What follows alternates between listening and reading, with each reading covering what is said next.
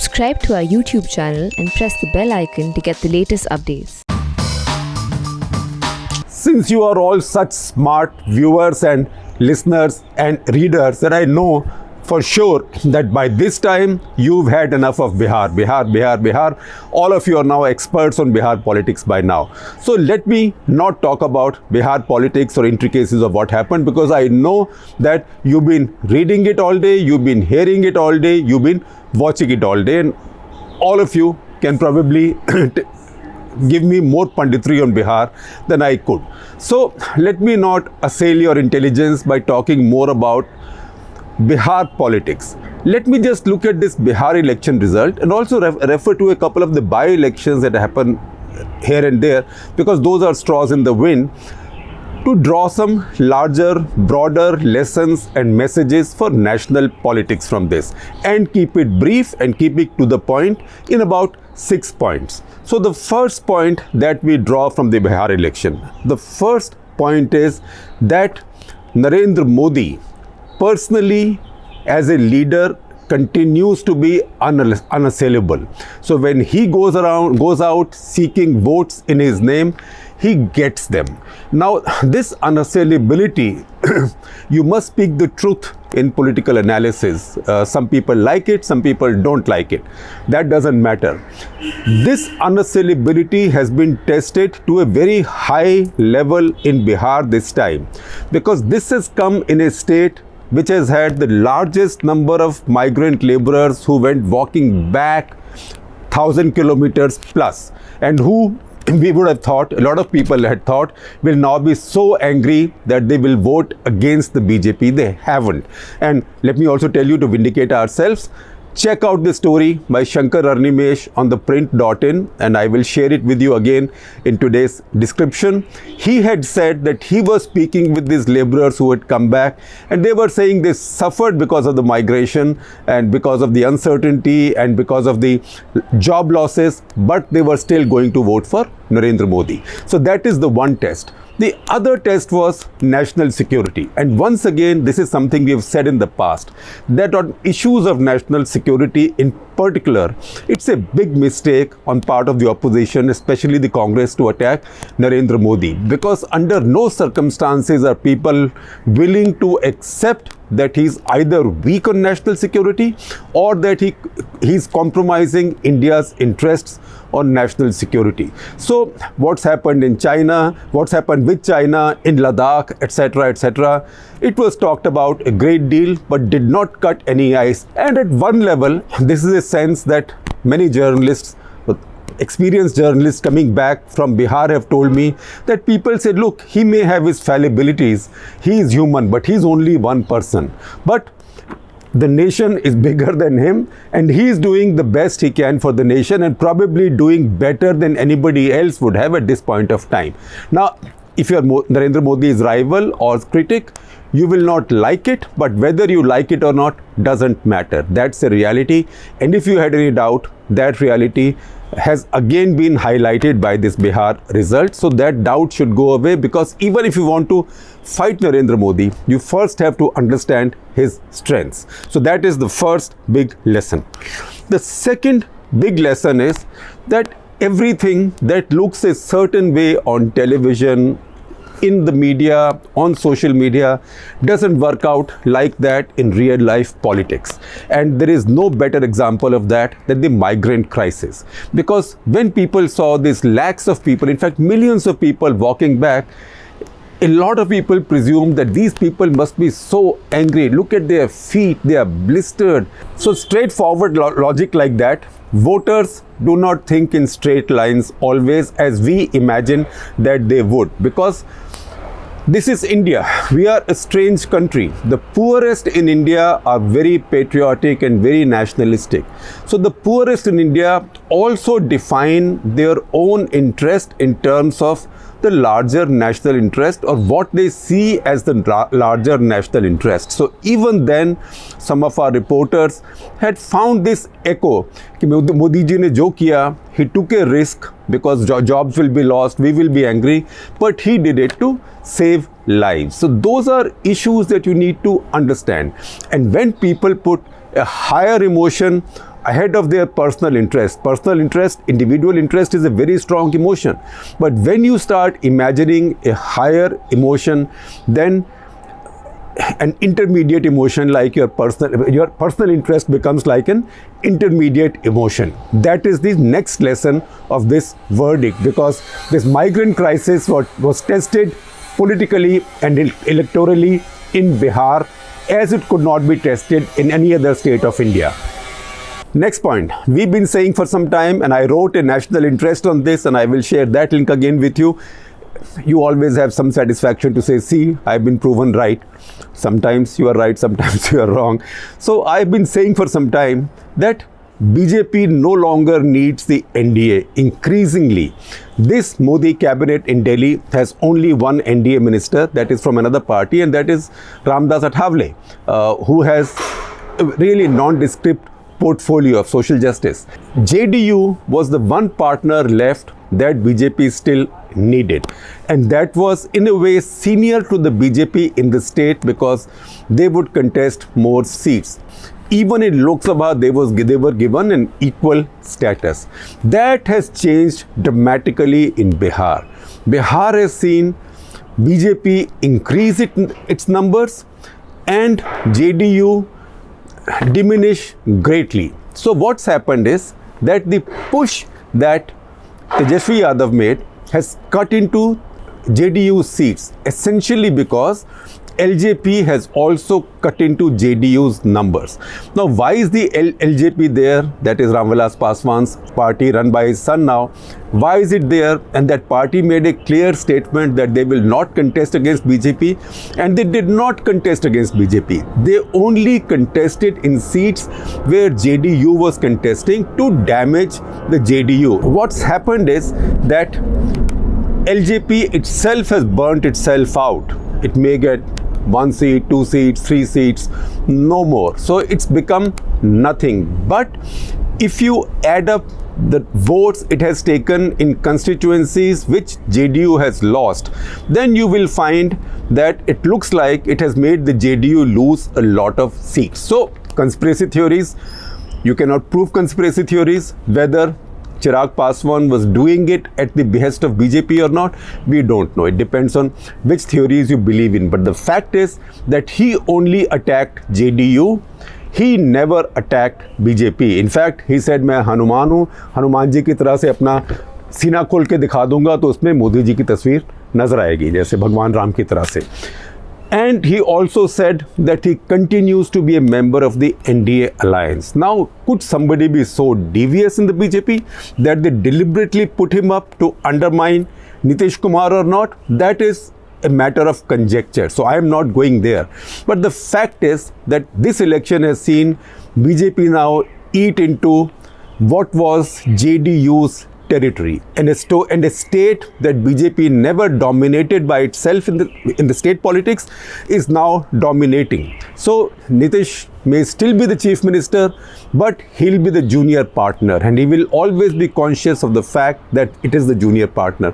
So once again, we had said that BJP essentially eats into the political base of its allies, and once it finds the allies are of no use, then it's happy to let them go, or happy to see them go, or discards them. You've seen that happen with Akali Dal in Punjab. Nitish Kumar now in the ruling coalition, he'll be in a sizable minority compared to the leading party. So he will be at the mercy of the leading party, and that is something that will make him also make some calculations, because what is his future then going ahead?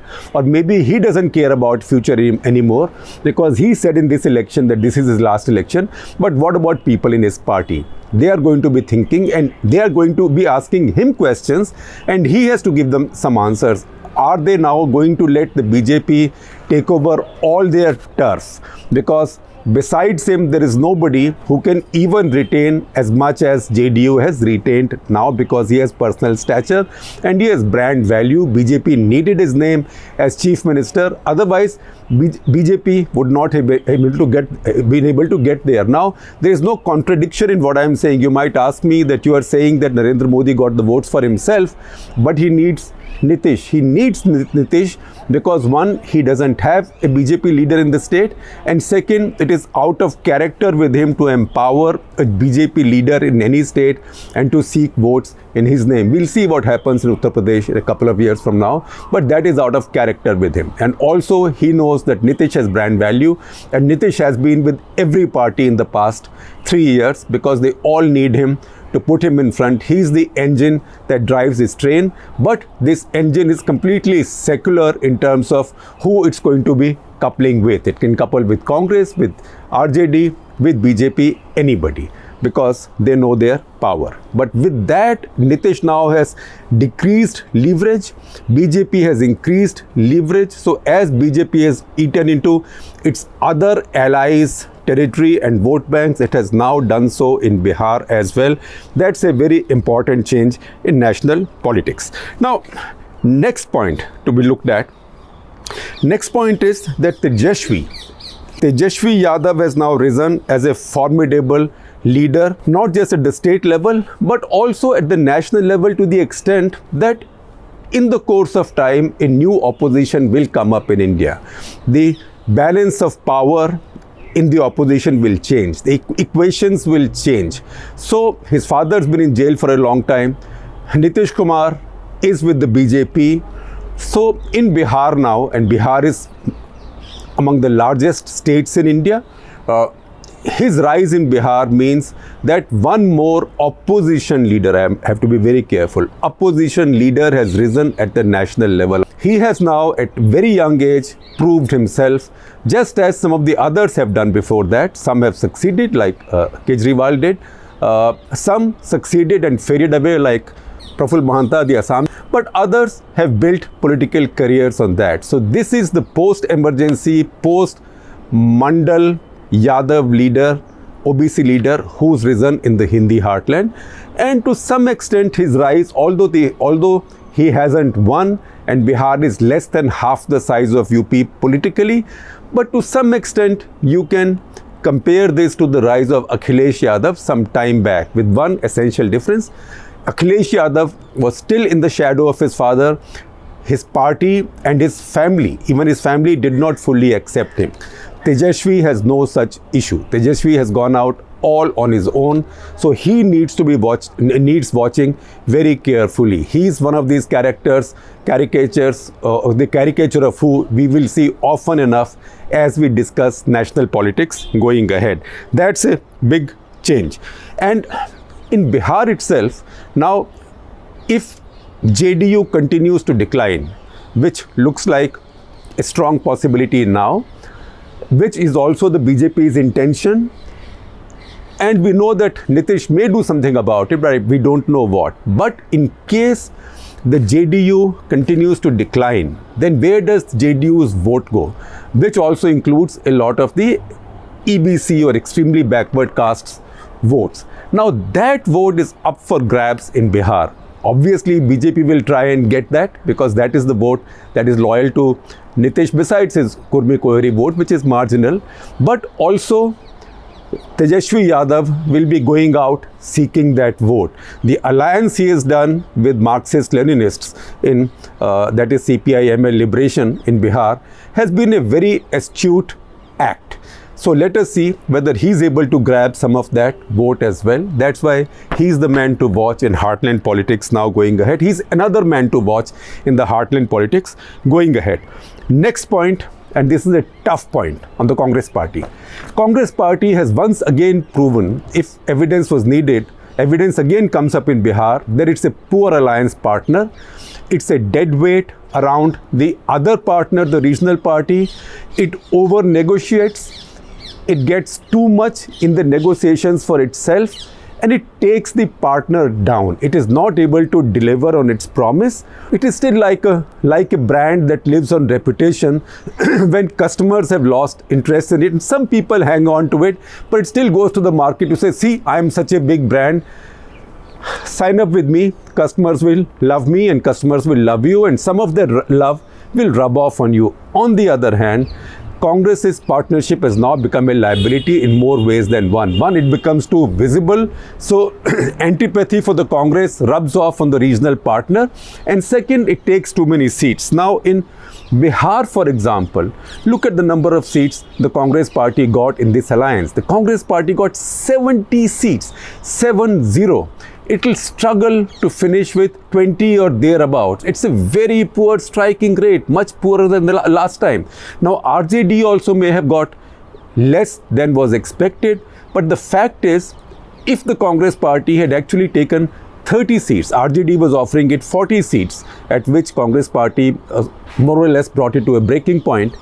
If Congress party had even taken 40 seats and maybe won 20, maybe even 25, because it would have focused on fewer seats then, of those, maybe RJD would have won another 10 seats, another 10 or 15 seats that may or may not have given the coalition the majority, but would have still made the outcome much better for Mahagathbandhan now. Why did Congress get 70 seats in Bihar? By no stretch of imagination, it deserved those seats. So this is very clear now, because this is not the only example. See 2017 Uttar Pradesh, दो भाइयों का गठबंधन, that is Akhilesh Yadav and Rahul Gandhi. In Uttar Pradesh, out of 400 something, Congress party got 105 seats. 105. It was really hubris to insist on 105 seats. Then it said it will contest on a few more, and the two sides decided to have a friendly contest. So Congress party contested on 114 seats in that election. So what happened? Congress party won 7 out of 114. So its strike rate was about 6%. Akhilesh Yadav, on the other hand, in the same election, contested 311 seats. It got 298 in the partnership, and the rest were friendly contests, as the Congress and SP called them. Out of 311, it got 47 seats. So one had a strike rate of 15%, one had just over 6%. Now 15% would not get you par. 15% isn't brilliant, but 15% is much better than 6%. And once again, because you got so many seats, you made it like an SP Congress coalition. So all the hoardings, etc. in UP had portraits of Rahul Gandhi and Akhilesh Yadav. Akhilesh Yadav had popularity and a vote base in UP. Rahul Gandhi did not. And what happened in the process was that people said, why am I voting for Rahul Gandhi? Instead of thinking, oh, I am voting for Akhilesh Yadav. Okay, he says in this constituency, vote for Rahul Gandhi's candidate, I will do so. But voters were not suddenly going to vote for Rahul Gandhi. So once again, it's not as if BJP would have lost Uttar Pradesh, but the SP plus Congress tally of 47 plus 7, that is 54, might have been close to 80, 90, even 100 if this was not done. But once again, it was Congress demanding more and more seats, essentially on the basis of its reputation and track record. Maharashtra, very important, more recent. Maharashtra, Congress contested 147 seats, 144 out of this. So 44 out of 147, you can make a very quick calculation, it's about 30%. NCP, its junior partner on the other hand, was given only 121 seats, because Congress is a big party, right? National party, how dare you demand parity? Out of 121 seats, NCP won 54 seats. So 54 out of 121, that's a strike rate of almost 45% or thereabouts. And Congress party, 44 out of 147, so just about 30%. Once again, if the Congress had parted with another 20-30 seats to NCP, accepting the reality of the situation, that Congress party does not count for what it used to in the past.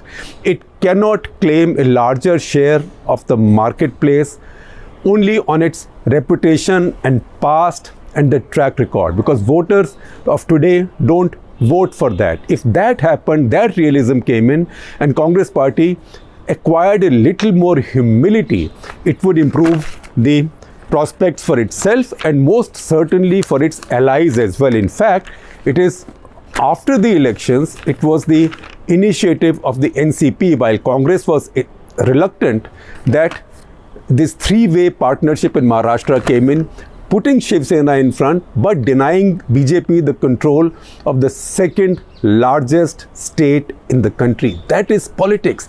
And that is how politics is to be played, particularly when you have your backs to the wall. Narendra Modi is such a big colossus, big phenomenon. You cannot fight him. You can throw any muck at him. At least now it is not sticking on him. So wherever you can deliver a blow, as happened in Maharashtra, you should do so. And you should give yourselves and your partners the best chance. And the best way to give them the best chance is to now learn some humility, because when you have humility, it does work. Look at Jharkhand, for example. Now, Jharkhand is an exception, but there is a reason why Jharkhand is an exception. Again, the same time as Maharashtra, and Jharkhand Congress had Jharkhand Mukti Morcha as a partner, but it let JMM be the senior partner. So JMM got 43 seats to contest. It won 30 out of those. Congress, that is 2/3.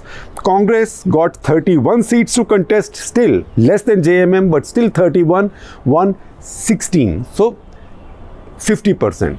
So once again, JMM's strike rate was higher, but because they were contesting more seats, a coalition government could come in, and you denied one more state to the BJP, and those are the two key states the BJP has lost since 2019. And in a way, while BJP may have wrested away Madhya Pradesh through defections, you can also say that we also outmaneuvered the BJP from Maharashtra and also defeated them in Jharkhand. But that happened in Jharkhand because you let the other guy contest more seats and let him have the power, and not go and campaign and paint on the radar screen as if you were going to form a government and you were taking this local fellow along with you as some kind of a favor. And in Maharashtra, letting NCP run the post-poll politics. So these are lessons that are available to everybody. My final lesson from the Bihar election is maybe it's a little far-fetched, but we've seen the rise of a new left party in India. I've been saying for quite some time, and if you research, you will find these writings, that the traditional political left in India is now dying. They are dead in West Bengal. They only survive in Kerala to an extent. They are divided between the Delhi group and the rest. From the day they withdrew support to UPA 1 on the nuclear deal, they've been going downhill. Their vote shares are going downhill. Their seats are disappearing. They are really a press release force now, no more than that. But I have always said while writing that there will always be a space for left politics in India. And it's been my guess or my understanding or my projection that ultimately when today's Naxalites come over ground, they make peace with the state and with the government, as is going to happen sooner than we think. They will join the national mainstream, and they will become the new Communist Party of India, or the new left force in India. Now CPI-ML, Marxist-Leninist Liberation Group, they are an overground party. They are political left, but they are to the left of our conventional chic left. Their success here, they are aligning with Tejashwi, and their success. In fact, if you see, only two parties have benefited in Bihar election. One is the BJP and the other is ML. You can say LJP has benefited in the sense that it has the Pyrrhic satisfaction of having undermined Nitish, with whom they have a blood feud. LJP, Paswan's party, can have the satisfaction of the same psychology. हम तो डूबे हैं सनम, तुमको भी ले डूबेंगे. It's a human bombs satisfaction that I killed myself, but I took my enemy down with me. So I will not call that a gain for LJP. So the only two parties have gained are one, BJP, because they become the preeminent party in Bihar now, and the other is CPI-ML Liberation. So once again, I'm saying something and I do not believe I'll be proven wrong. I may be proven wrong because it's in the future, but I do think that today's Naxalites are on way to becoming tomorrow's left force in Indian politics after they get reformed and join the national mainstream, which I think is a matter of time.